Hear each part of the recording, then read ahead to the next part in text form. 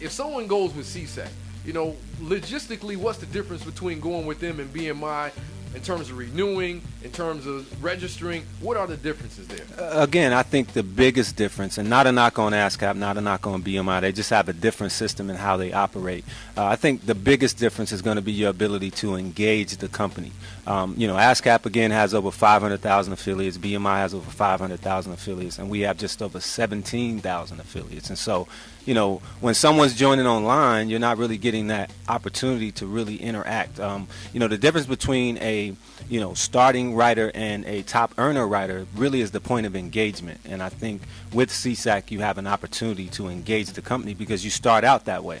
What about the dollar bill? The dollar bill. Dollar bill. Is there a difference between someone getting paid with SESAC, like the formula that you use to calculate, with the other organizations? Is there a difference? ASCAP uses a system called Media Guide. BMI uses a system called Blue Arrow, and we use BDS. Now, if you meet with those guys, they're going to say, hey, we do a better job. But again, I don't like to throw rocks at ASCAP or BMI. But what I'll tell you is this. If you open up the Billboard charts and you look at song number 1, 2, 3, 4, 5, 6, 7, 8, 9, 10, and so on, and the fine print is going to say ranked according to SoundScan and BDS. I'm very confident that if what tells you what's number 1 is BDS, it should be the same thing you use to pay the writers that write the songs. I'll rest on that. We've been using BDS since 1994, and it's the most technologically advanced system as it relates to the industry.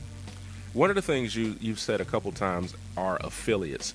Describe an affiliate. I'm not sure what an affiliate is. Affiliate generally refers to our songwriters and publishers. So Okay. when they affiliate, they are considered affiliates. Okay. And who are some of the people that have come through CSAC that we would know?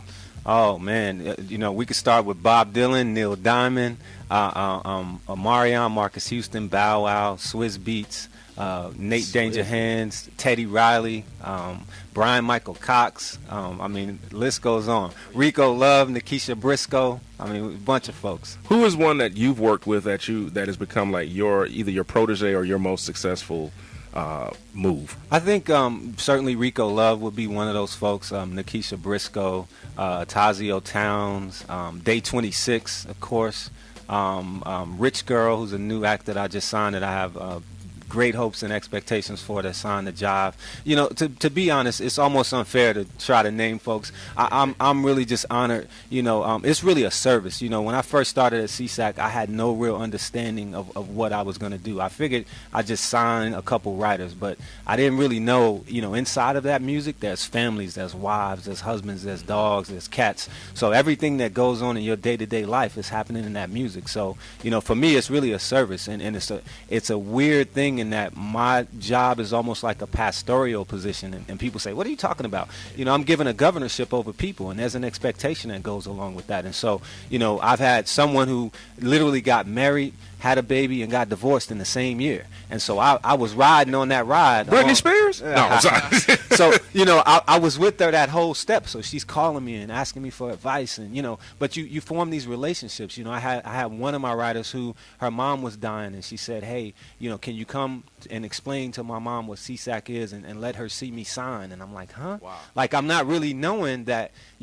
that type of thing is going to take place, because in that music, man, there's families, there's lives, there's a whole lot of stuff. It's not just the music. So for me, as opposed to focusing on ASCAP versus CSAC versus BMI, what I really focus on are people. I'm troubled when a person can have a #1 record on the radio, get a toothache, and can't go to the dentist because they don't have insurance. So that's the type of stuff I focus. Obviously, there are differences between ASCAP, BMI, and we talk about that too. But really, man, it's really about the personal choice that these folks are making, and then having a place where you can really engage and having a relationship. Now, over the past 10 years, or maybe even longer than that, the music industry's been shifting. It's a big change now. The major labels, are not as powerful as they used to be. How has that affected the performance rights organization? In actuality, music is being discovered in more places, and so it's actually helping us to generate more revenue. There's a theory called the long tail theory. I don't know if you guys are familiar with that, but in the long tail theory, you basically have a snake, and so in the head of the snake, that's sort of where the industry is. You have the record labels, etc. But in the long tail are all these other areas where music now is being discovered and found, as far as the internet or new media, which is now media because it's happening right now. But I think when they came up with the term new media, it was something in the distant future. And so you're talking about ringtones, ringbacks, and all these, ancillary areas where music is being discovered. So it's a great time for music, really, and the independence.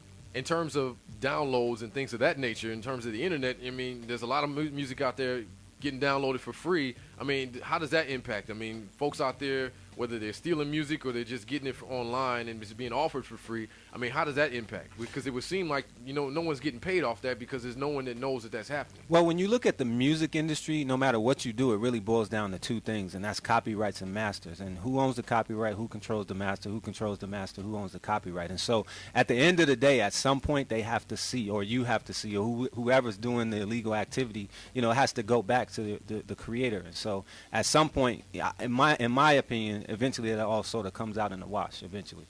Now, we did have a couple of questions on the text messages. One question somebody wanted to know about is internship opportunities. Of course, you know, it's coming up summertime. Do you have any internship opportunities out there? We do, actually. We have a paid internship and internship for school credit. So we're always looking for interns. And what do these interns do besides get coffee? Run down the street and get a piece of pie for Puffy? Well, you know what? What we try to do is it's not so much about getting coffee or getting pie or any of that. We really want to educate these folks and really give them a real experience as to what the performing rights organizations are, what we do, and, you know, give them an opportunity to assess if it's something they really want to do, if they want to have a career in music. So we give them a real opportunity to engage and learn about what. So it's just like all facets of it. They don't do Absolutely. a specific thing. Yeah. Okay.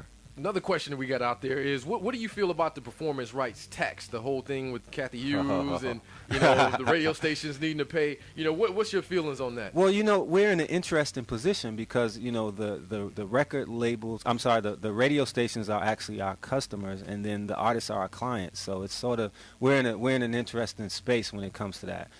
You know, obviously we're advocates for artists, and, you know, we want to see that whole situation get worked out approprially. You know what I mean? So that was very politically correct.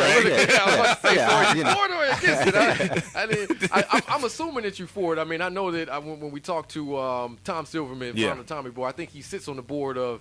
He sits on the board of one of the. Yeah. He was like, "Yeah, of course I'm for it." But, you know, I really wanted to get in depth in terms of, you know, why would you be for it? You know, why do you think that would be beneficial? Well, what you have to look at, I mean, is really the money aspect. I mean, in terms of artists and their ability to make money and thrive and you know, and make a living doing this. So I mean, it just makes sense at the end of the day. Now, when you hear the things on the radio, they're saying that this new performance rights tax will close down the minority station. It will force stations to go into talk radio only.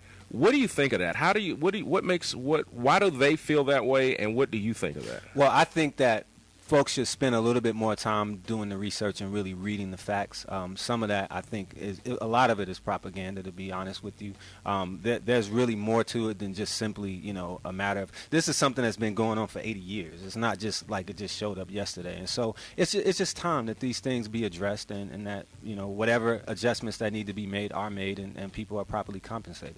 Now, I'm going to ask you one more question, and this is more goes to, you know, my personal opinion on it. What about the fact that the radio stations are really giving free marketing for the artists because they want to get their music played, and by getting it played, now they can sell so many records. It's almost free marketing. From that standpoint, there's a service being provided there. You know, what would be your response to that?